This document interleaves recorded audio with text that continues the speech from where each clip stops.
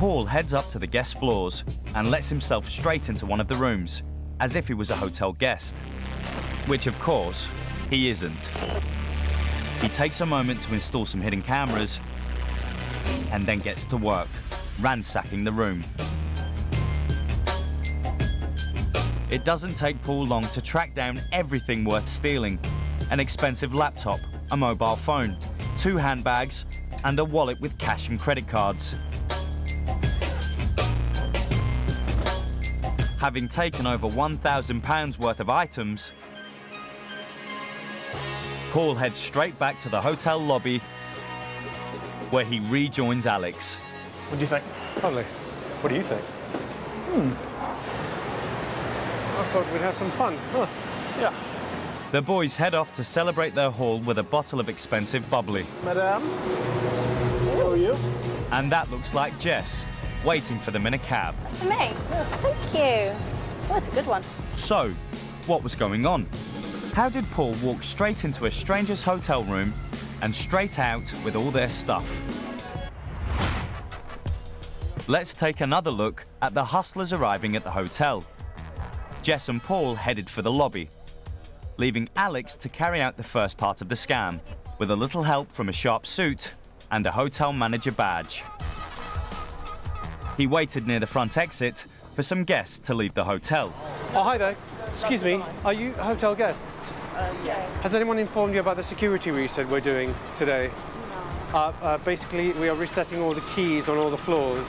So we just need to reprogram. Are you a hotel guest as well? This particular hotel guest is actually Jess. If you hand me your key, I'll make sure that it gets reset, because otherwise we're going to do a security reset in about half an hour. Yeah, of course, you can get them back from reception. Your room number is? 206. And Jess played a crucial role, handing over an old key from another hotel as a convincer. This left the Marks with no reason to question Alex's authority. So they gave him their key card and room number 2. 502, I'll just hand that back. And your keys will be ready in about half an hour. Half an hour, that's Okay? fine. All right, thank you very much. Okay. Thank you. It was as simple as that. In less than a minute, Alex had the Marks' room number and, crucially, their key. And having just left, they'd be gone long enough for Paul to empty the room. 502 for 20 minutes. Take me 5.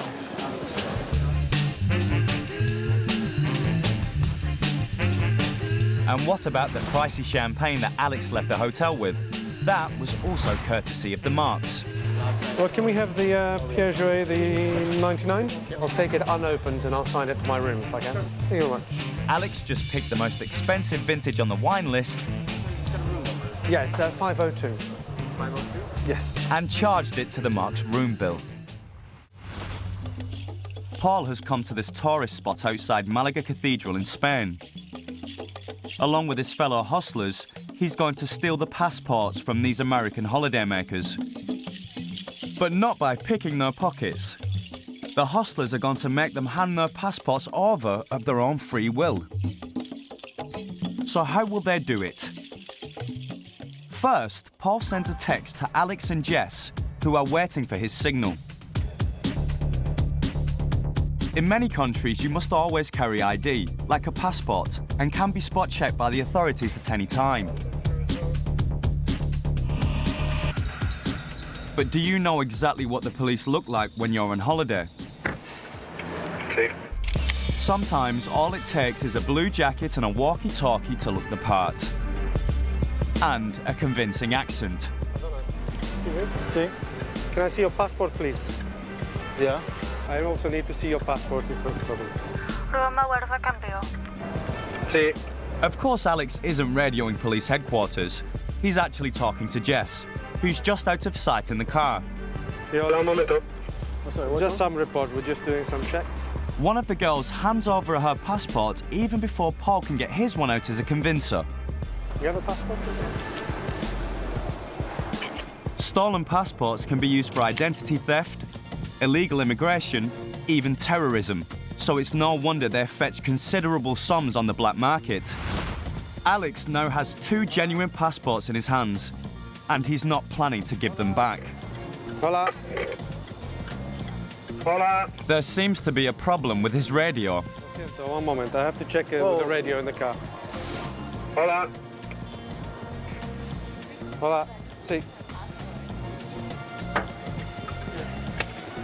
It's a real pain. You've got to carry your passport everywhere here. They don't... Whilst Paul keeps the marks talking, Alex is in his car and gone.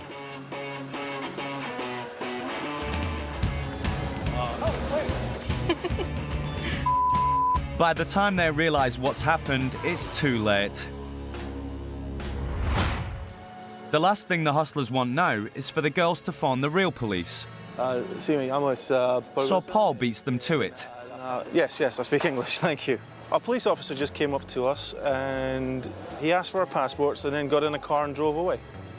Yeah, like, what, 2 minutes ago. He says he's been called round the corner and he's coming right back. He just got called on a... What? Yeah, they said that they've got something going on nearby and they called everybody and he's responded to say that he has 3 passports. I'm guessing they're ours. All right, well... Okay. Yeah, that's my number. All right. Doesn't speak very good English, but basically take about 10 minutes. He's gone around, if somebody's stolen something who I guess looks like us. Likely story, but the fake phone call has bought the hustlers a little more time. Now all Paul has to do is disappear without arousing suspicion. Can you look after that for just a second? I'll go walk around. He said it's just around the corner. I'm just going to have a look and come back. As proof that he's coming back, he leaves his book with the marks. He'd finish reading it anyway. Before long, it dawns on the marks that Paul, the policeman and their passports won't be coming back.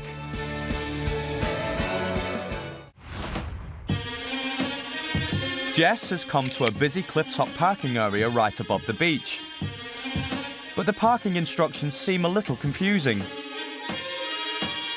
Maybe the occupants of this arriving car can help her make sense of them.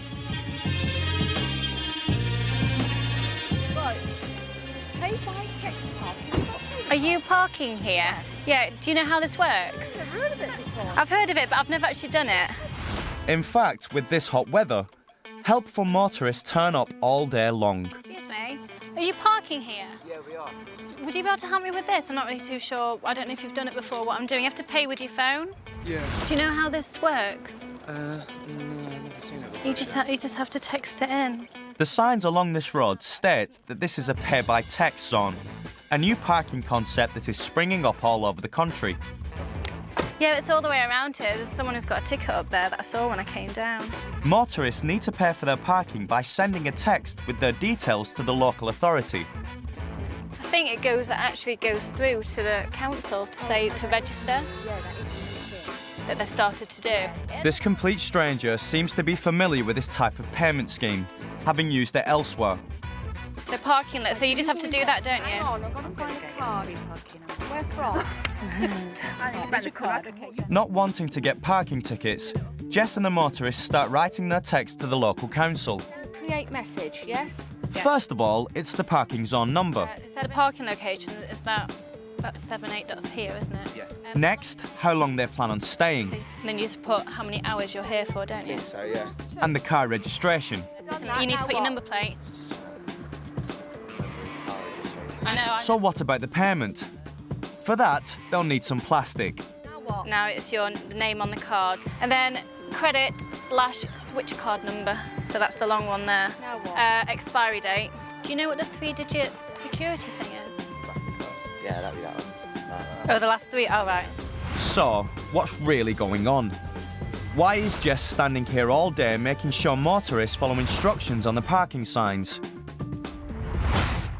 Because they were all put here by the hustlers.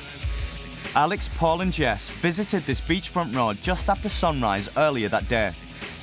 As any local resident would know, parking is actually free here, but the signs the hustlers put up were designed to trick any visitors or tourists into thinking they had to pay £1 an hour for the privilege. Jess even added a touch of authenticity by handing out some parking fines.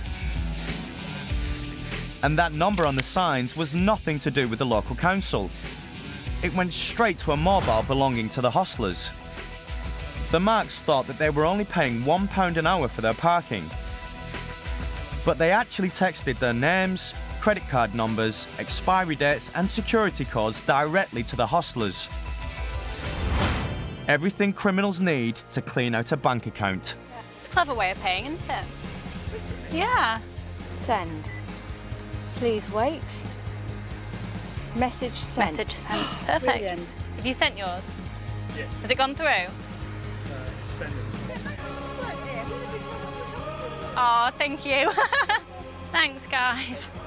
Cheers. Take care. Don't be daft, it's fine. It's more than fine.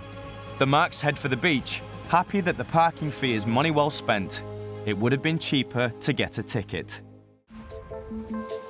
The hustlers' holiday is coming to an end, and it's time to pack up their bags and fly back to the UK. Paul and Jess are just leaving the hotel, and always the gentleman, Paul's doing most of the heavy lifting with all that luggage.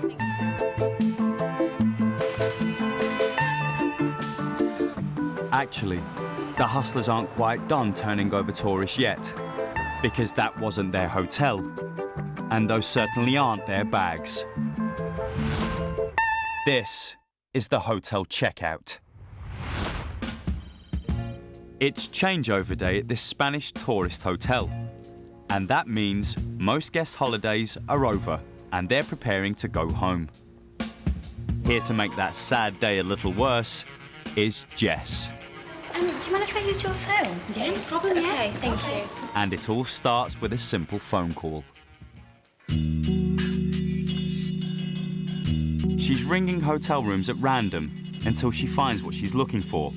Some guests that are about to check out. Morning. Oh, hi there. I'm calling from reception. I've got you down as checking out today, and I'm just wondering if you wanted some assistance with your bags. Oh, that'll be lovely. Thank you very much. No problem. I'll send somebody up now. Oh, thank you very much indeed. You're welcome. Thank you. Bye. Result.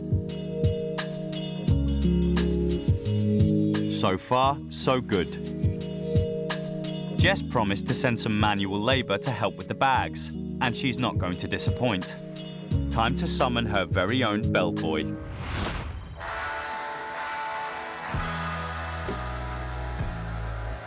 Paul doesn't look like he works for the hotel. Not yet, anyway. But a staff badge and a bellboy trolley is all it takes for an instant transformation. Having received the number in Jess's text, Paul knows exactly which room to head for.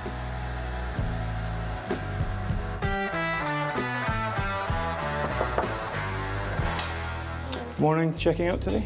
Yes. Can I take your bags if that's okay? Is this it? That's it. Okay.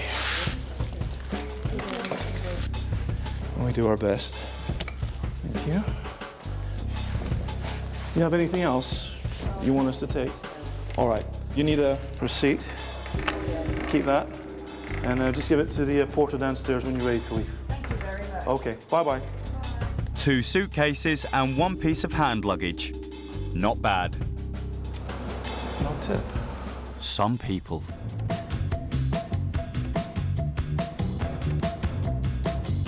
Probably best not to hang about, as the Marks are likely to leave their room at any moment.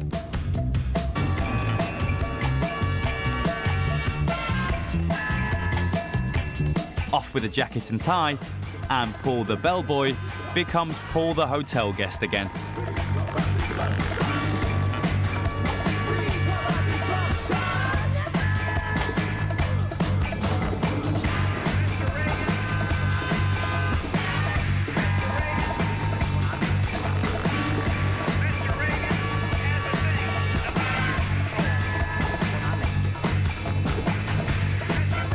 It's that simple. A call on the hotel's internal phone system was all the convincing the Marks needed to hand over their possessions. Hello. Hey, how are you? And the getaway car? That was also courtesy of the hotel. Might as well. Would you be able to order me a taxi, please? Is that okay? Thank you very much. So that's the final Spanish con over. And the hustlers head off to get to the airport early. After all, they've got extra bags to check in.